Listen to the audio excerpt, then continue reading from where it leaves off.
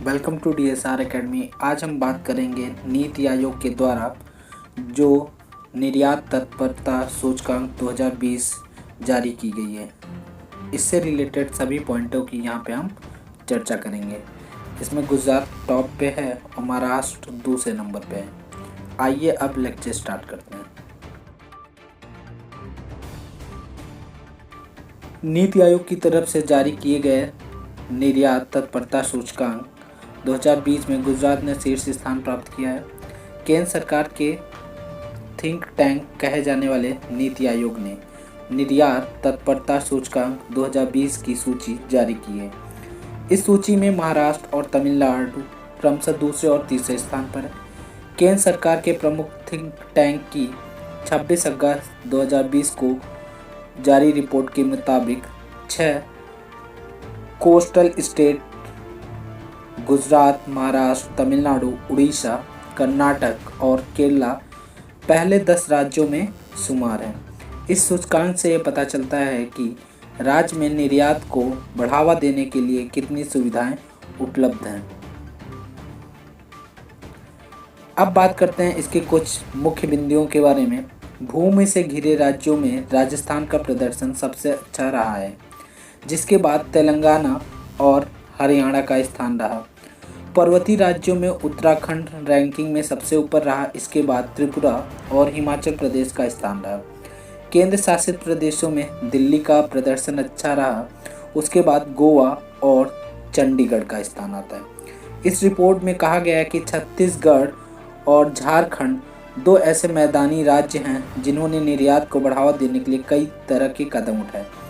नीति आयोग की रिपोर्ट में कहा गया है कि समान सामाजिक आर्थिक चुनौतियों का सामना कर रहे हैं राज्य छत्तीसगढ़ और झारखंड की तरफ से अच्छे कदम उठा सकते हैं।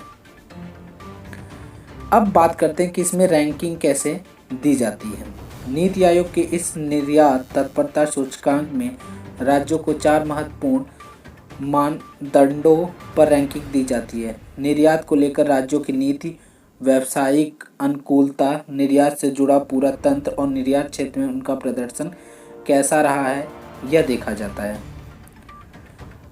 नीति आयोग के उपाध्यक्ष ने क्या कहा, इससे संबंधित बात करते हैं। इस रिपोर्ट के लोकार्पण के मौके पर नीति आयोग के उपाध्यक्ष राजीव कुमार ने कहा कि निर्यात आत्मनिर्भर भारत का एक अभिन्न हिस्सा है, जो देश की GDP, ग्रॉस डोमेस्टिक प्रोडक्ट तथा विश्व व्यापार में निर्यात हिस्सेदारी बढ़ाने के लिए प्रयास करेंगे।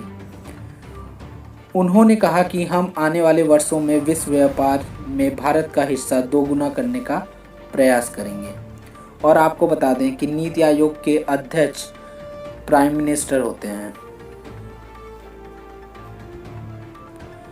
अब बात करते हैं भारत का प्रति व्यक्ति आय मतलब निर्यात कितना है। नीति आयोग के उपाध्यक्ष ने कहा कि भारत का प्रति व्यक्ति निर्यात 241 अमेरिकी डॉलर है, जबकि यह आंकड़ा दक्षिण कोरिया में 11,900 डॉलर और चीन में 18,000 डॉलर है। इसलिए भारत के निर्यात में बढ़ोतरी की विशाल संभावनाएं हैं। आइए बात करते हैं नीति आयोग के CEO ने क्या कहा। नीति आयोग के CEO अमिताभ कांत ने कहा कि दीर्घावधि में आर्थिक विकास के लिए निर्यात में तेजी वृद्धि बेहद महत्वपूर्ण है।